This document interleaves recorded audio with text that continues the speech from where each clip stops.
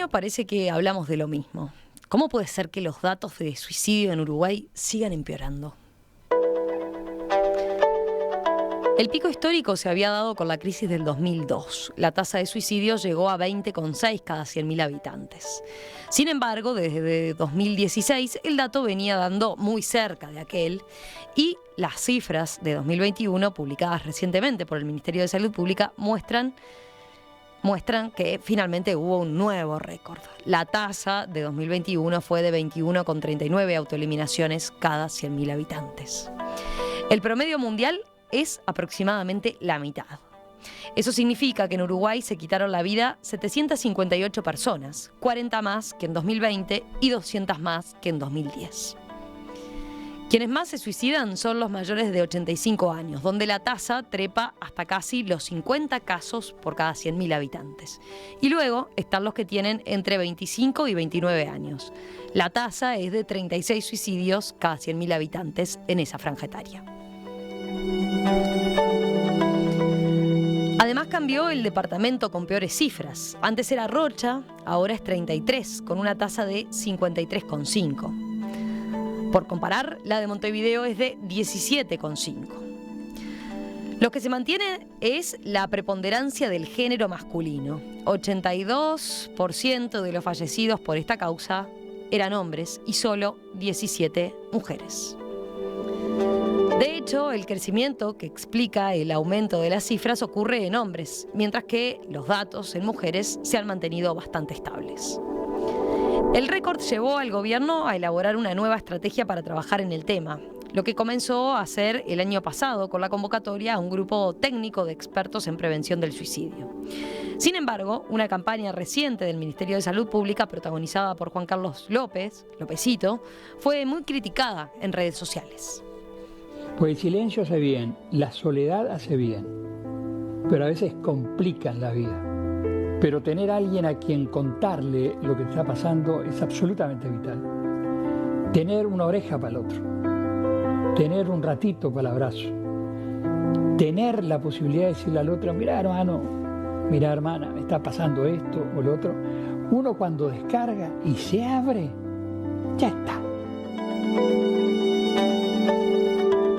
Hoy les proponemos profundizar en este tema y tratando de entender por qué ocurre esto, por qué tenemos estas cifras desde un ángulo sociológico. Para eso nos acompaña el sociólogo Pablo Hein, que es integrante del equipo de comprensión y prevención de la conducta suicidia de la Universidad de la República. Pablo, ¿qué tal? Buen día, bienvenido. Buen día, ¿cómo andás? Un gusto estar hablando de estos temas que ya no generan dolor, sino que generan bronca, como dice Gabriela Novoa, correctamente, verbalizando bien, dice, generan bronca, porque son temas ya constantes en nuestra sociedad.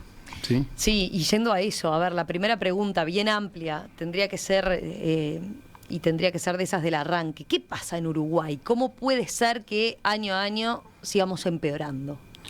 Yo creo que hay fenómenos en Uruguay un poco macro, digamos, como el tema de la violencia, el tema del suicidio, los asesinatos, todo lo que tiene que ver en relación con la muerte, que obviamente como un concepto lo podemos girar y enfocar de varios lados, pero me parece que no son elementos contingentes de la vida social. En realidad son ya como instituciones legales o ilegales que van generando, digamos, ciertos marcos normativos, entre comillas, no de normas, para generar esta cuestión. Los uruguayos y las uruguayas tenemos un problema con esta modernidad tardía, capitalismo tardío, como quiera llamarse, adjetivarlo, y la sociología para eso tiene miles de ejemplos. Creo que estamos en un proceso complejo porque tiene varios territorios, ¿sí? Y sobre todo en Uruguay estos territorios, algunos se profundizan más u otros se profundizan menos. Y es bueno un poco analizar también la introducción que tú hiciste sobre los datos y sobre el video de Lópezito. Y ahí podríamos hablar 3 o 4 horas de esas dos introducciones. Yo creo que el Uruguay ya no necesita más datos y no rebasar cifras, sino que ya estamos en un nivel en el tema de suicidio consumado que es importante. No en términos cuantitativos, sino que en términos cualitativos. Desde 1996 a la fecha se mataron 14.196 uruguayas y uruguayas por suicidio. Se mataron, ¿sí? No murieron. Más o menos para que tenga una idea de la audiencia, homicidios del 1996 a la fecha, 5.032. y más o menos accidentes por toda causa, accidentes de tránsito, accidentes laborales, 30.000. Entonces el fenómeno en nuestro país es agudo y no solo por las cifras. Qué impactante Me parece eso cuando que lo comparás. Sí, claro. Y porque ahí deja entrever cómo hablamos mucho de otras causas, ¿no? La tasa en homicidios y en accidentes de tránsito más o menos ronda en 9 o 10 cada 100.000. El suicidio estamos en 21, ¿sí? Una tasa que, bueno, ahí también podemos interrogar a la tasa porque no sabemos cuántos uruguayos somos. Desde el 2011 no sabemos exactamente cuánto. Entonces esa tasa es un poco más débil, ¿sí? También hay un subregistro en el suicidio que no sería bueno hablar, pero hay un pequeño subregistro. Yo creo que el Uruguay, de alguna manera, estos procesos de pérdida de cohesión de ciertas instituciones, por decirlo, como puede ser el Estado, un sindicato, un partido político, un club deportivo, la religión, ¿por qué no? Claro que sí. Son instituciones que nos daban cierta cohesión. Eso se fue debilitando, no solo en Uruguay, sino en el mundo. Se fue debilitando a partir de la década de los 60, 70, con esta modernidad tardía. Y en paralelo fue ganando un proceso de individualización, ¿sí? Que el individuo ya de alguna manera se cree solo y se construye solo. Entonces, por algún lado, las personas, es un juego doble, ¿no? Por un lado, hay personas que están en una situación de desamparo, de vulnerabilidad, y esta vulnerabilidad no necesariamente es económica, la precariedad tampoco necesariamente es económica, hay una precariedad ontológica, social e incluso sociológica. Y por otro lado, como los individuos se piensan más libres, de alguna manera estamos obligados, parece contrario, parece ilógico, pero estamos obligados a cumplir ciertas normas sociales. Entonces, esta individualización de nuestras conductas, de nuestros comportamientos, está generando un problema en los uruguayos. Hoy hablamos mucho de libertad. ¿Por qué decís ahí en los uruguayos? Y uruguayas, ¿no? Claro. No, pero a lo que voy es, o sea, el fenómeno como tal es mundial, ¿no? Pero a ver, tendencia a la individualidad y a la individualización y a la pérdida de lo colectivo. ¿Por qué a nosotros nos está pegando más eso? Perfecto y muy inteligente tu pregunta, porque en realidad, si bien este proceso es mundial y en las sociedades más capitalistas, digamos, o occidentales, si se quiere, este proceso sí, hay temas, ¿sí?, que se apuesta a lo colectivo. Y eso es importante reconocerlo. Y en este tema de suicidio, como en el tema de las violencias, ¿sí?, no solo por una política de Estado, sino la comunidad apuesta a construcciones colectivas, ¿sí?, y a manejar el tema de las emociones, digamos, en un territorio de sufrimiento y de dolor también, en un plano más de comunidad y de colectivo. Y así las experiencias internacionales que han tenido cierto éxito, entre comillas, porque esto es bueno decir que este tema hay que apostar a largo plazo, no es que yo haga una estrategia hoy y mañana de los resultados, como estamos viendo ahora, los resultados de la pandemia este año, vamos a esperar un poco para ver los resultados de la pandemia en estos temas, ¿sí? 3, 4 años, dicen los expertos, para evaluar mejor este fenómeno. Entonces, tu pregunta es inteligente porque, bueno, como esto individual, a veces nosotros decimos, es la sociedad que te coloca, ¿sí?, para quitarte la vida por mano propia, y es la sociedad también que te quita o que te saca de esa situación. Entonces, en ese sentido, nos parece importante remarcar esa idea de que lo colectivo, ¿sí?, y el trabajo sistemático y constante, no solo en el tema suicidio, vuelvo a repetir, en temas que rondan también estos temas de violencia, parece importante. También hay un proceso, este proceso de individualización, no quiero, te corté para no pasar por alto. Uruguay tiene también un factor histórico con el suicidio muy elevado, tal vez sea por la secularización del Estado, este tema de cohesión que empezó antes. Y también tiene, nos guste o no nos guste, se enojen o no se enojen ciertos colegas, un proceso de medicalización y de psiquiatrizar y de psicologizar problemas que hace 30 o 40 años eran normales, ¿sí?, de la vida normal, del diario vivir, como perder una pareja, ¿sí?, perder una familia, perder un empleo, ¿sí? Antes esas cuestiones se resolvían de forma más colectiva, ¿sí?, y se analizaban por el colectivo. Hoy en día parece que perder un trabajo es una oportunidad para conseguir uno nuevo. Tenés que ser resiliente y estar de vuelta en la vida, pero desde el punto de vista individual. Ya no se trabaja más de lo colectivo. Entonces, el problema es tuyo, tenés vos la resiliencia y vamos arriba y lo sacás tú. Entonces, en ese proceso de medicalización, de psiquiatrización y de psicologización de la vida, me parece importante. Y esto quiero remitir, y ya termino, para que no se queden con la palabra de uno, ponen YouTube, ponen Ciencias Sociales, Udelar, y ahí buscan John García Ormaza. John García Ormaza es un psiquiatra, sí, clínico, como lo dice él en la entrevista, son 8 minutos. Es el único, hasta el año pasado, el único español que estaba autorizado mundialmente para hacer autopsias psicológicas. Y John ahí dice, yo hice 3 y no hago más. Porque me di cuenta que en este tema, ¿sí?, son las emociones y son los conflictos de la vida cotidiana lo que determina que mucha gente, ¿sí?, se quite la vida por mano propia. Lo dice claramente en el minuto 3, no hay que ver los 9 minutos. Entonces, hay evidencias internacionales que también este tema es lo social. Pero ahí entonces estás derribando como unos cuantos mitos que tenemos y tendemos a pensar cuando hablamos de esto, ¿no? Porque siempre tratamos como de encontrarle, bueno, no, lo que pasa es que los uruguayos siempre somos como medio tristes, apocados, ¿no? El invierno nos incide, el domingo, un montón de otros factores que, claro, uno después se trata de ponerle lógica y no entiende mucho cuando lo compara con otros países que dice, a ver, por decir algo, está bien, los argentinos son más extrovertidos, pero viven de crisis en crisis, lamentablemente, y sin embargo no tienen las cifras tan espeluznantes que tenemos. No, Argentina anda en el 9 la tasa, más o menos, más o menos, ¿sí? Argentina ya estudió... Me río para no llorar, ¿no? Porque dijimos la nuestra fue 21 con 39, claro, ¿no? Para que tengan en la comparación. Pueden buscar la Secretaría Nacional de Droga de Argentina. Ellos ya tienen estudios de los psicofármacos, de los antidepresivos en y post pandemia. Estudios que serán serios, no serán serios, pero pueden buscar los uruguayos. Nosotros en Uruguay no tenemos ningún dato de eso, ¿sí? Simplemente Andrea Biel y en Facultad de Psicología y algunos otros colegas han manejado el tema de los antidepresivos y toda esa cuestión que no quiero meterme mucho ahí, en esos terrenos. Pero quédense tranquilos los uruguayos y las uruguayas que no son más los domingos, ¿sí? No es más en invierno. Los suicidios en Uruguay son más o menos 60 por mes, 65, o casualidad en diciembre, 80, 90. ¿Sí? Capaz que hace mucho frío en diciembre y no nos damos cuenta. Entonces capaz que ahí son cuando la gente evalúa su año, cuando la gente levanta la copa, ¿sí? O quiere pasar en familia, o vamos a una construcción de la familia, ¿sí? O familias que ya no existen más, porque también lo que hay que tener presente es que hay ciertas instituciones, por ejemplo como la familia, ¿sí?, como un grupo de amigos, que no solo te dan esa amistad, te dan una protección, te dan un reconocimiento. ¿Sí? Un reconocimiento como un ser, como un estar. Porque que esté Romina y Pablo hablando acá, hay un yo y hay un tú. Y en ese yo y en ese tú nos reconocemos en un nosotros para hacer esta entrevista.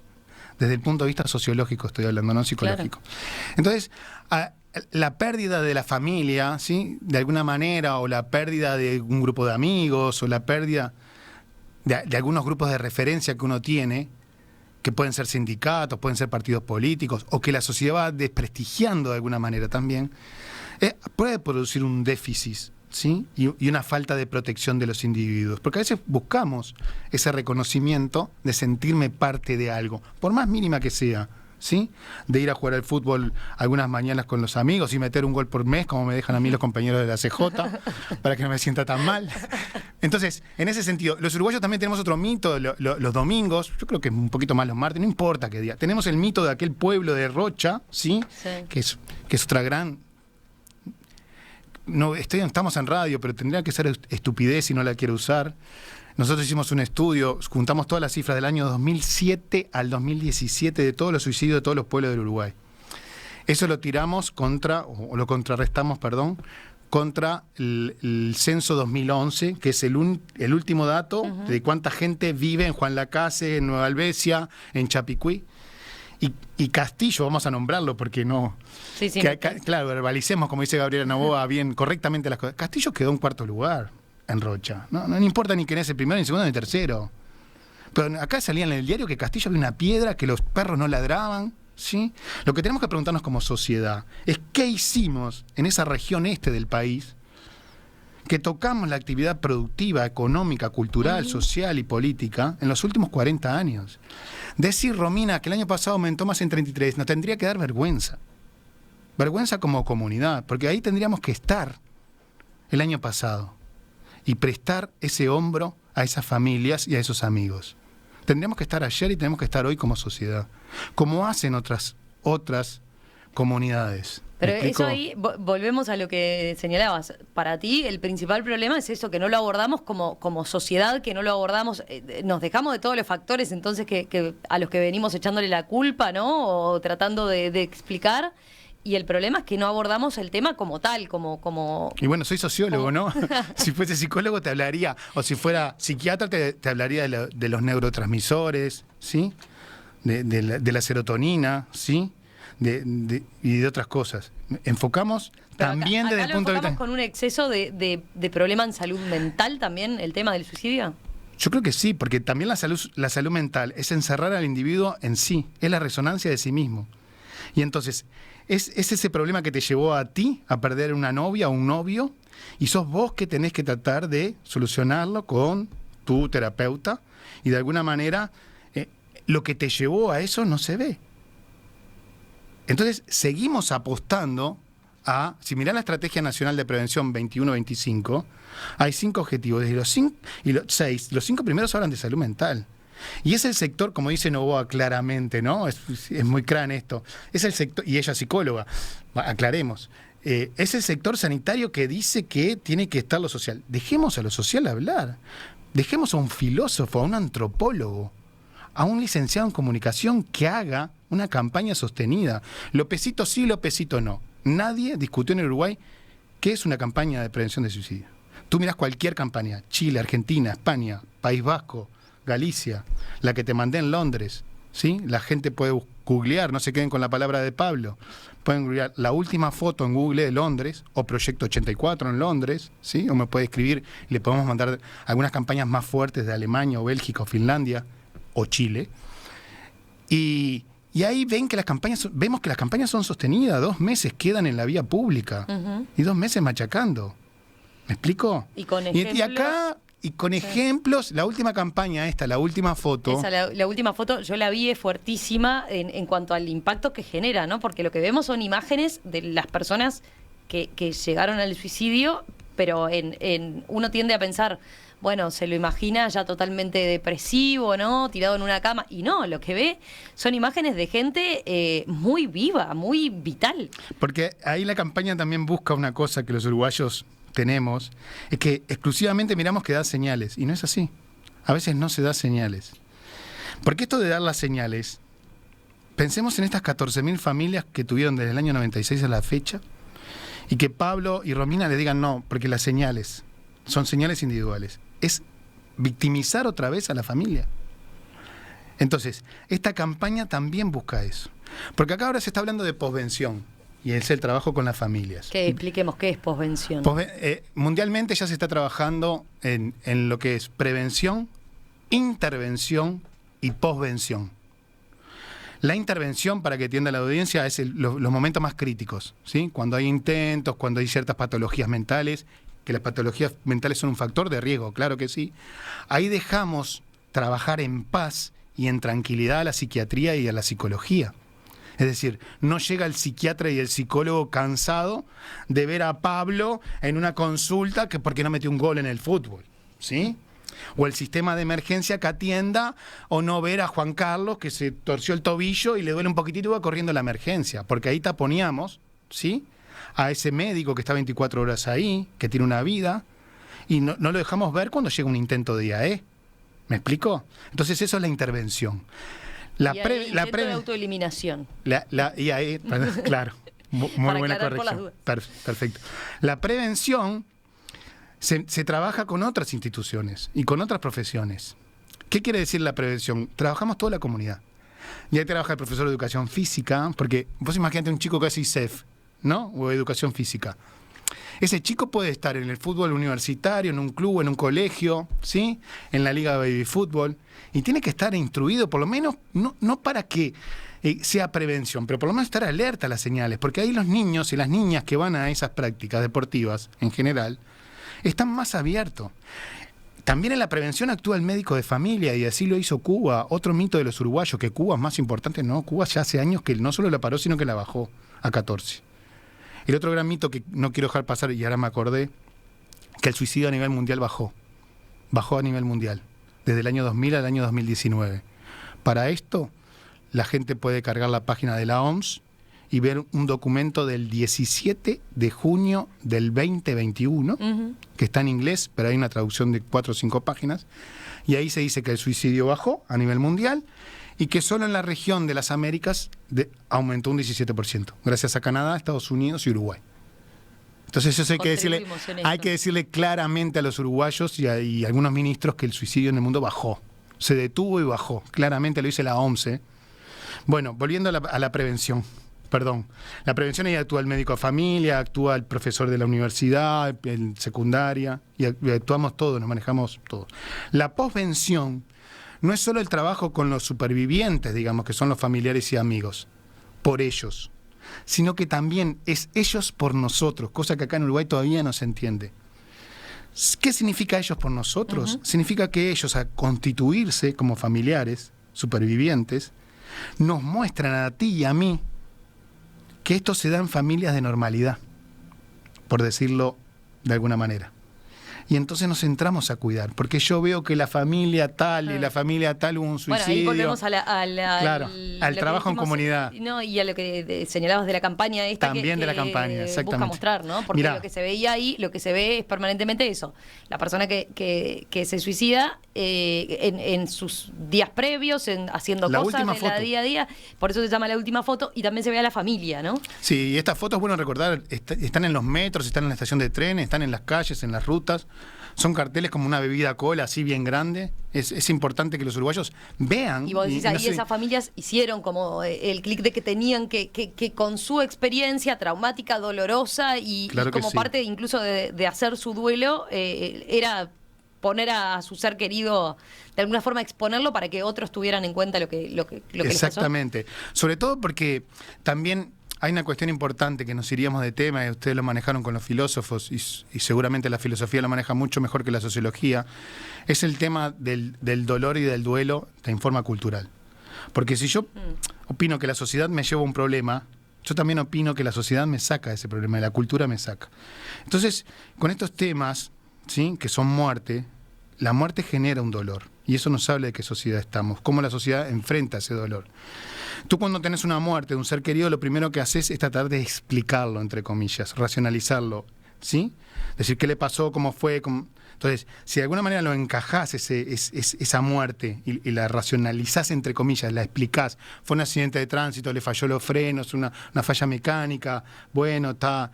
De alguna manera, ese dolor, empezás a transitar el duelo cuando lo enfocás, digamos. Y es un duelo que son diferenciales en las personas.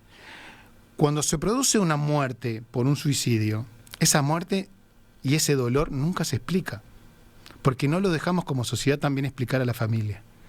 Y entonces la familia transita un duelo eterno. ¿Me explico? Entonces nosotros podemos ayudar a las familias, y las familias también nos pueden ayudar a nosotros. En España, 2014, no había ninguna organización de familiares. Se creó la primera en Madrid. Al año pasado, 32 organizaciones de familiares supervivientes de suicidio. España tiene 50 millones, claro que sí, pero la tasa en España es un 8 o un 9 cada 100.000. Entonces, me parece que esta idea de posvención, remarcar esta idea de que no solo trabajar con las familias, porque otra cosa que a veces le decimos a la gente, los uruguayos es 700 casos, ¿no? ¿Qué nos cuesta como sociedad mandar un psicólogo o un psicólogo social o un asistente social a esas 700 familias al momento del evento o posterior? Que vaya y le diga, aquí estamos como sociedad, aquí estamos como comunidad, si querés llorar, yo vengo y charlamos, ¿sí? No le damos esa prioridad a la familia. Sí, la ley de salud mental dice que tiene la familia una prioridad en el sistema sanitario para acceder a horas en psiquiatría y psicología. Pero tú imagínate, llegás a tu casa, tenés ese evento inesperado, ¿sí?, muy traumático, muy violento, ¿sí?, muy doloroso. ¿Vas a ir al sistema sanitario a pedir una hora de psiquiatría? ¿Qué nos cuesta a nosotros como sociedad? A veces, como dicen los españoles, es más fácil ayudar a una vida, digamos, dañada, que reparar una vida rota por una muerte, ¿no? Entonces, sobran ejemplos de ayudas comunitarias que incluso, si querés, y esto es muy fuerte, económicamente, para aquellos que manejan la economía, es bastante menor como sociedad, ¿no? Y es injusto lo que estoy diciendo, ¿no? Pero a veces los uruguayos capaz que tenemos que poner en términos de económicos, porque a veces hablamos de libertad y no hablamos de igualdad, y no hablamos de fraternidad. Y a veces, como le digo a mis hijos o a mis amigos, la Revolución Francesa fue libertad, igualdad y fraternidad. Eso es importante. Hacemos una breve pausa y enseguida continuamos conversando con el sociólogo Pablo Hein, que integra el equipo de comprensión y prevención de la conducta suicida en la Universidad de la República. Las cifras de 2021 muestran un nuevo récord para Uruguay, un dato peor todavía que el de la crisis de 2002 en materia de suicidios. 758 personas se suicidaron el año pasado en nuestro país.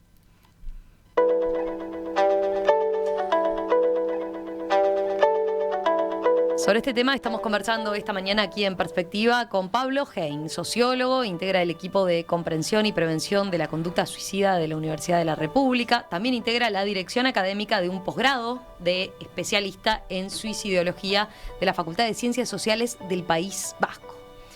¿Cuántos años, Pablo, vinculado a este tema y aportando sobre estas cuestiones? 10 años por ahí.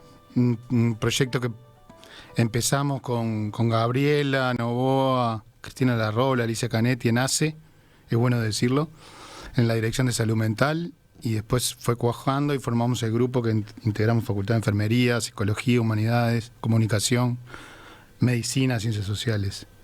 Somos 13, 14 disciplinas que tenemos amores y desamores, peleas, y vamos construyendo desde diferentes ángulos esta cuestión, y el tema también de la muerte, ¿no?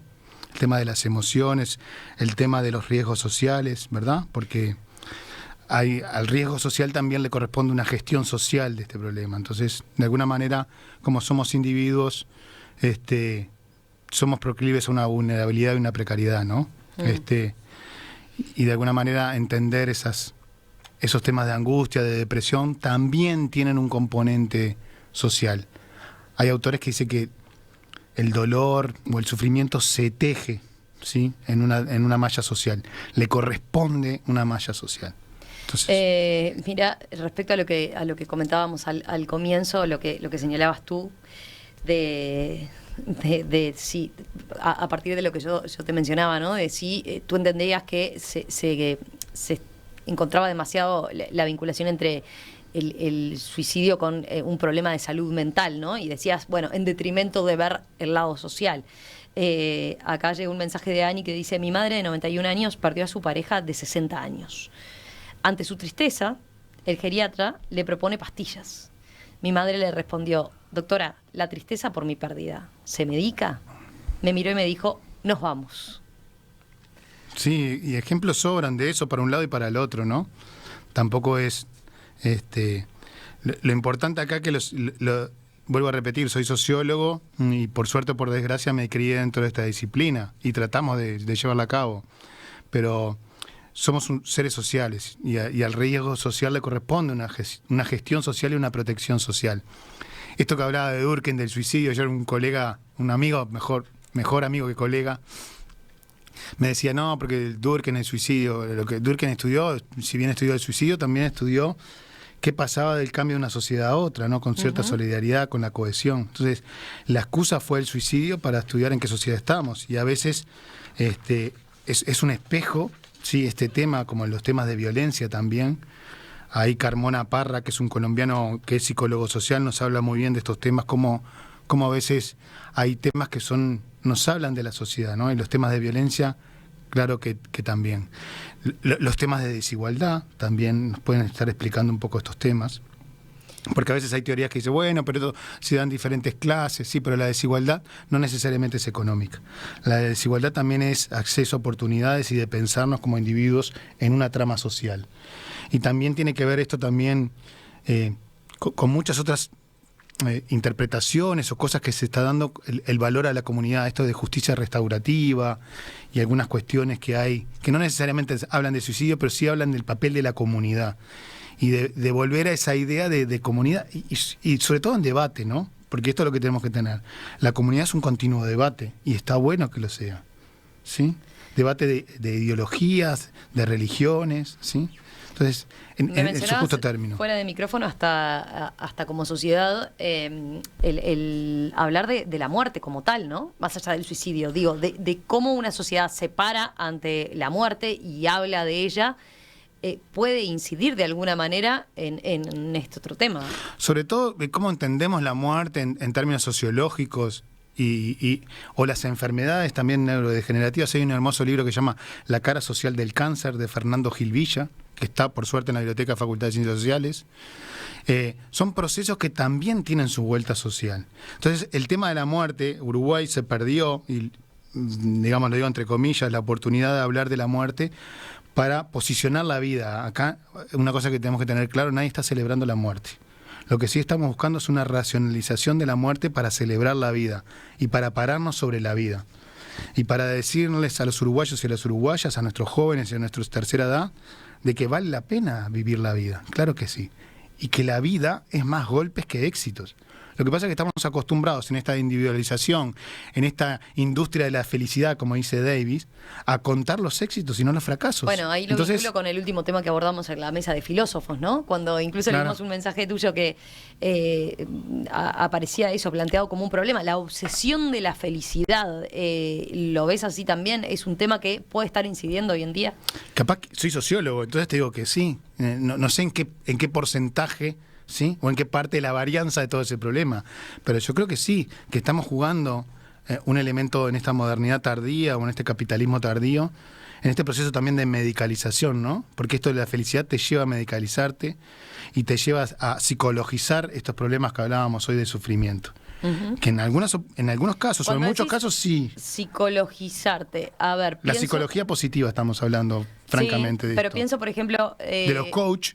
Bueno. ¿Sí? De los TED, de que te hablan de que todo, yo era malo, pero esto, y salía adelante, y él solito salió adelante, ¿sí? Parado en un escenario, sin apoyo de nadie, ¿sí? Le pongo voluntad, es ponerle ganas. Es ponerle ganas y voluntad, y si tú no, porque antes obedecíamos, entre comillas, yo obedecía a un grupo de amigos, obedecía a una religión, a un partido político, ¿sí? A un sindicato. Hoy en día es todo a voluntad propia, y si tú no podés, es tu problema, y resolvelo tú. ¿Me explico? Entonces, capaz que tenemos que ser conscientes de los uruguayos que queremos ir a eso. Una cosa que capaz que tenemos que debatir. Capaz que queremos ir a eso y no hablemos más de estos temas. Y es la sociedad que estamos hablando. Seamos libres y tú solito en tu libertad. Yo te planteaba lo de la psicologización del tema por el hecho de, no tengo ninguna prueba, pero me ha pasado de charlas últimamente donde ante un fracaso amoroso, ante un fracaso capaz que laboral, todo se tiende a tratar con el psicólogo. Claro, y todo encapsularlo en el individuo. El problema es que capaz que antes, bueno, era parte en sí. Bueno, terminó una pareja, voy a estar mal, es un proceso de duelo, capaz que puedo solo, pero... Y digo que estoy mal, y claro, puedo estar mal. Y capaz que el mal mío son 3 meses, y el mal de Romina son 1 año o 2 años, ¿sí? Y Romina, para salir o no salir de esa situación, está en un proceso, ¿sí?, más colectivo por otro lado, y busca sus apoyos de las redes. Entonces, esto que estamos diciendo, hay muchos libros de esto, ¿sí? Hoy en día también se está estudiando mucho en las relaciones negativas, Eva Illuis, ¿sí? Eva Illuis es una socióloga francesa que estudia mucho el tema de las relaciones negativas, porque hoy entramos a las relaciones y me voy, pero cuando yo me voy, lo que tengo que entender es que hay un otro. Lo que yo tengo que entender hoy en día, que tenemos que entender los uruguayos, que la familia como tal no existe, y ya la familia a veces son relaciones contractuales o relaciones consensuadas, relaciones amorosas, relaciones felices, pero entre una pareja, y a veces quedan los hijos por detrás, y quedan los hijos sueltos por ahí. Entonces decimos, el suicidio adolescente o el suicidio de la juventud. Cuando en realidad capaz que lo que tenemos que pensar es un poco el rol de la madre y el rol del padre, y en estas familias que estamos generando, y tratar de proteger como comunidad a esos niños, ¿sí? O a esos jóvenes. Porque la familia capaz que no protege más, no sé, pensar como hipótesis. Sí o no, no sé. Pero hoy pasa por eso. Hay un hermoso libro de David Le Breton que se llama La edad solitaria. David Le Breton es un antropólogo y sociólogo francés, tiene muchísimos libros, y trabaja sobre los problemas de la adolescencia.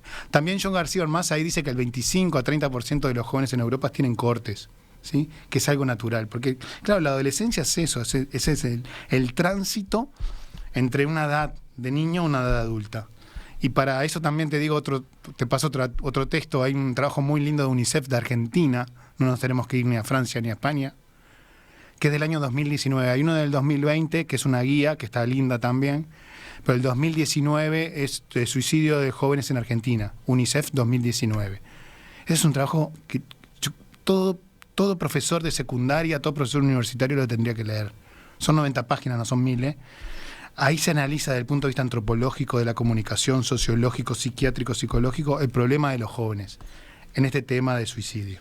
Sí, ¿Me explicó? Ahí si vamos a los perfiles, capaz, hay que hacer como 2 menciones en particular. Yo lo mencionaba en la introducción, bueno, en el caso de los hombres es mucho más alta la cifra, pero después si miramos por edad hay 2 problemas concentrados, ¿no?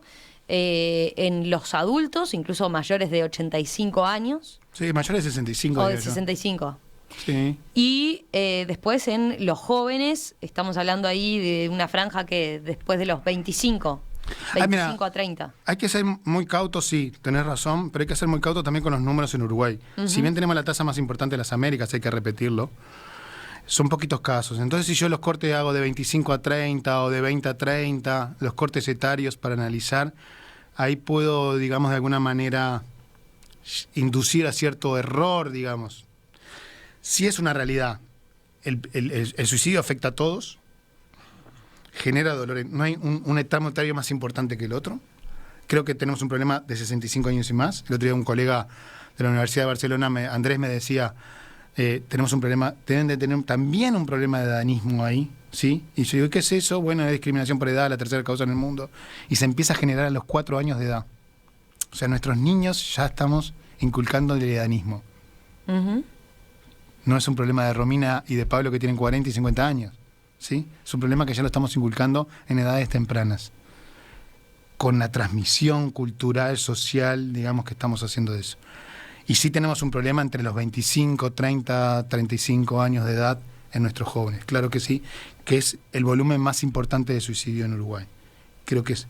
Y sobre todo también la masculinidad, que es un problema mundial, en algunos países es un poco más femenino, pero en general Uruguay comparte. Lo que llama la atención en Uruguay que ya son más de 8 cada 10 son hombres, ¿sí? En los últimos años hay una tendencia sostenida a acercarse a los 8 y no acercarse a los 6 o a los 7, que es a nivel mundial. Entonces tenemos un problema ahí importante del joven, digamos, o del adulto reciente, que parece que no lo ubicamos bien en la vida, o no lo dejamos ubicarse bien, o lo hablamos muy rápidamente y no le damos una segunda oportunidad de pensarse en la vida, ¿sí? Esto también lo dice Aventuras o Pruebas, le llama ¿Y Danilo eso qué puede implicar? A ver, ¿qué tenemos que repensar directamente? ¿Qué? Tenemos que repensar muchas cosas desde el punto de vista psicológico, psiquiátrico, pero hormonal, de cómo llegan nuestros niños y nuestras niñas a la adolescencia. Y cómo nos comportamos como adultos con la adolescencia y con la juventud. Porque ahí es donde se forman los uruguayos y las uruguayas. Se forman en edades tempranas, ¿sí? Entonces tenemos que pensar, como lo dice Boris Cyrulnik, tiene muchos libros, pero uno muy lindo es Cuando un niño se da muerte, ¿sí? Boris Cyrulnik, lo repito. Entonces, ahí ante determinadas desaventuras, ¿sí?, que tienen los niños y las niñas a edades tempranas, ¿sí?, la cultura, ¿sí?, y lo social también es reparador.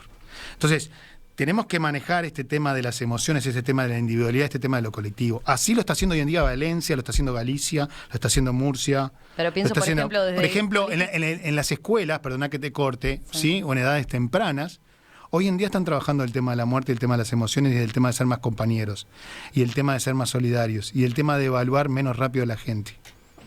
Y el tema de decir que hay diferencias y que somos diferentes. Y eso no nos quita de que seamos una comunidad. Que pensemos diferente y que sentamos diferente. Y que querramos cosas diferentes. Pero de alguna manera también tenemos que privilegiar la comunidad. Esto que hablábamos hoy de la Revolución Francesa, libertad, igualdad y fraternidad.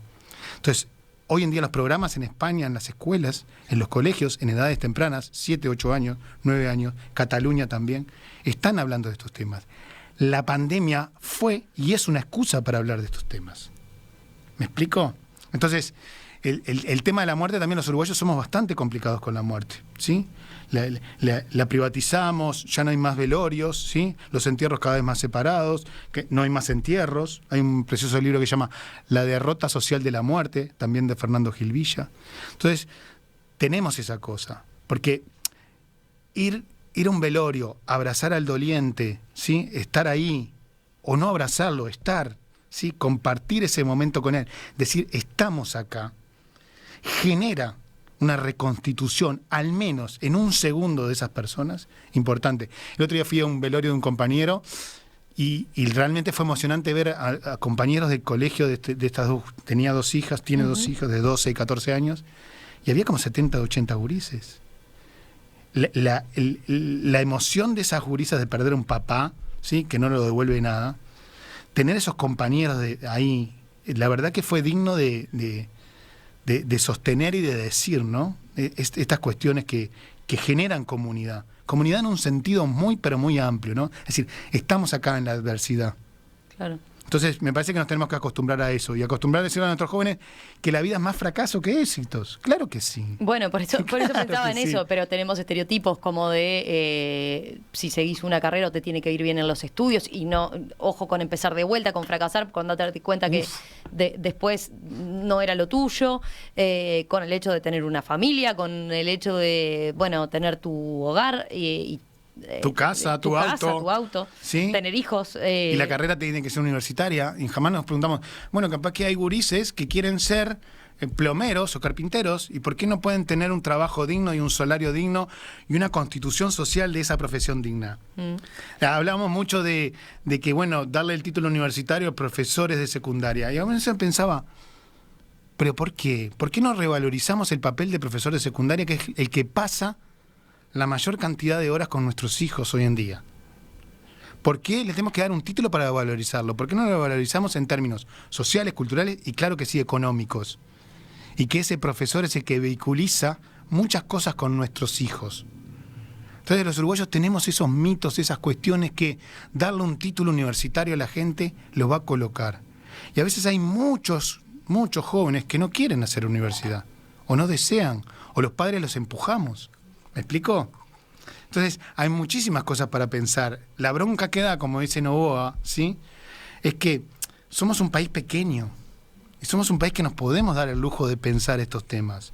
Y no lo estamos haciendo, Pienso también, si vamos al otro extremo, decíamos los mayores de 60, pero capaz que eso sí nos puede llevar a ver la política de cuidados o lo que pensamos para esa población, ¿no? Que capaz que se jubila, que empieza como una segunda vida y no ofrecemos suficientes posibilidades. Exactamente, ahí hay políticas que, bueno... O después cuando se requiere ya la dependencia, digamos, ¿no? Exactamente, sí. Todo lo que teman también el cuidado paliativo. Hay muchos ejemplos internacionales de esto, de cómo se enfoca la tercera edad a partir de edades tempranas. Porque eso es lo que tenemos que hacer mella los uruguayos. Esto se teje a edades tempranas.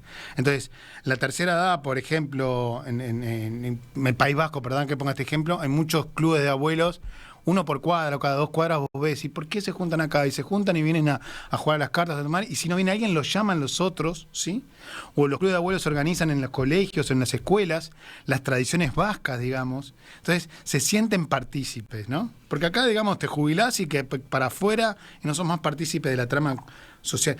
¿Cuántos pediatras jubilados o médicos de medicina general jubilados estarán deseosos de ir a una escuela y explicarle a los niños de 5 años por qué es importante lavarse las manos? ¿Sí? ¿Cuántos? Y otras profesiones. ¿Cuántos carpinteros jubilados habrá para enseñarles un taller de carpintería a los niños de quinto de escuela, sexto de escuela? Las diferentes maderas, ¿sí? Como hay determinados ejemplos que eso hace que baje el suicidio. No lo sé. Pero seguramente nos vamos a adaptar mejor. El niño vea a la tercera edad útil ahí, ¿sí? Y ya va a trabajar diferente. Con el tema de la adolescencia o de la juventud en nuestro país es delicado el tema porque en realidad si bien se habló de que en el año pasado hablamos de un aumento del 45% del suicidio, todos los portales, todas las radios, sí pasó de 29 a 45 casos en la franja etaria hasta 19 años, pero es triste porque esa afirmación es un poco triste porque ya en años anteriores, por ejemplo, estoy leyendo, 2007 tuvimos 45 casos, 2011 tuvimos 38 casos, 2012 50 casos, 2014 52 casos, 2011 41 casos, 2002 41 casos. Es decir, tuvimos casos de 40 en la adolescencia, menores de 19 años. ¿Qué quiere decir? ¿Que estos últimos valieron más que los anteriores? No. ¿Quiere decir que 40 casos no valen nada? No, claro que sí. Porque en el tema de la adolescencia y la juventud, es que no, como dijimos hoy, no le damos una oportunidad de pensarse en la vida, y es un problema del mundo adulto.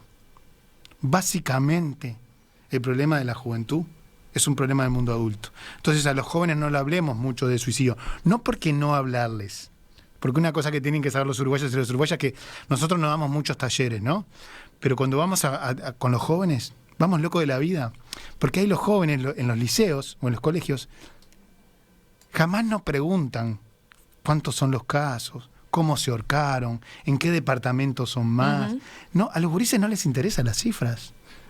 A los gurises les interesa qué hacemos o qué no hacemos, qué podemos ayudar, qué no podemos ayudar. Esas son las preguntas que nos comprometen a nosotros como grupo y que nos hacen sentir muy incómodos y muy alegres también. Vas a un taller de adultos y hay preguntas que ¿dónde se matan más? ¿En el baño o en el dormitorio? No pasa por ahí. ¿Me explico? Entonces, hay que tener menos miedo a la juventud en estos temas, ¿no? Menos miedo. Pablo, para terminar, me pareció interesante ese ejemplo que mencionaste del País Vasco, ¿no? De cómo, bueno, tienen esa, de alguna forma, o están construyendo y fortaleciendo esa malla social. Y más en una edad donde sabemos que el suicidio tiene un impacto importante. ¿Qué otros ejemplos exitosos mencionarías y qué otras políticas exitosas mencionarías? El éxito no se evalúa, el éxito no se evalúa en forma inmediata. Eso es lo que tengo que tener presente. El éxito ellos lo están evaluando de aquí a 5 años, 6 años. Por ejemplo, en Santa María de Getxo, que es un acantilado que ahí es un punto rojo para el País Vasco, se tiran en un acantilado. Hicieron una política y yo la fui a ver y busqué una malla, busqué un muro, ¿sí? Busqué un alambre de púa y no encontré nada de eso. Y le dije al flaco, a John, ¿qué hicieron acá? ¿Robaron la plata? No, mirá. Hicieron cartelería, como como la del zoológico que te explican los animales, cartelería todo alrededor ahí. Y digo, ¿y esta cartelería? Me dice, no, nosotros sabemos que el que viene acá ya lo va a hacer. Esta cartelería es para mis hijos y para los jóvenes que vienen a andar en skate, a jugar al fútbol, a pasear acá. Y que vean que este tema es complicado, que hay una sociedad, que se informen, dónde pueden acudir a ayuda, dónde pueden hablar, de que sentirse mal está bien, que lo pueden decir. ¿Se entiende? Todo cartelería en ese sentido para la primera edad. Después todos los miércoles en septiembre, octubre y noviembre, el año pasado, este año creo que lo van a repetir, en los municipios, en alguna, en Baracaldo, en Portugalete, Las Arenas y algunos otros más, de 10 a 12 había talleres para todo el público. Entonces ahí había un psiquiatra, un psicólogo, a veces un antropólogo, ¿sí? de la comunidad, de la municipalidad.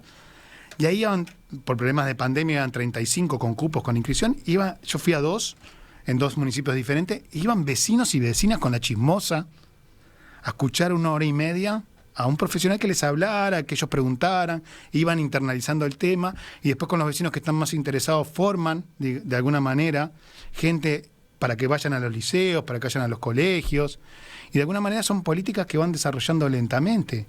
O en un bar tú entrabas y había 2 sillas vacías, la mesa marcada de un color, y para que la gente venga a charle acá sobre las emociones, sobre el duelo, sobre los miedos que tuvieron en la pandemia, y la gente ahí, eso era gratuito, lo pagaba la comunidad, ¿sí? Lo pagaba la municipalidad, si no tenía un lugar para donde ir. Entonces 2 amigos se juntaban, o 3 amigos se juntaban ahí, se tomaban un café, un té, ¿por qué no una cerveza? Y charlaban sobre esos temas. Y ellos apuestan a largo plazo, como también lo hace Lyon, como también lo hace Chile, como también lo está haciendo Argentina, ¿eh? No tenemos que cruzar el océano. Argentina también tiene una política con todas las desventajas que tiene Argentina y que nos bombardean. En estos temas también tienen políticas muy específicas. Colombia, México, Cuba. En México también hay cosas interesantes con la juventud, ¿no? Como inmediatamente trabajan el hecho con la juventud. No se lo encapsula, digamos, o no queda desapercibido en la comunidad de jóvenes, sino que se coloca ese evento y ese evento se trabaja para la vida. Pablo Hein, sociólogo, especialista en este tema. Muchas gracias, Pablo, por este abordaje. Seguimos en cualquier momento en contacto y volvemos a conversar contigo en cualquier momento. Un gusto para ti y para la audiencia escucharnos en este tema y a las órdenes. Gracias.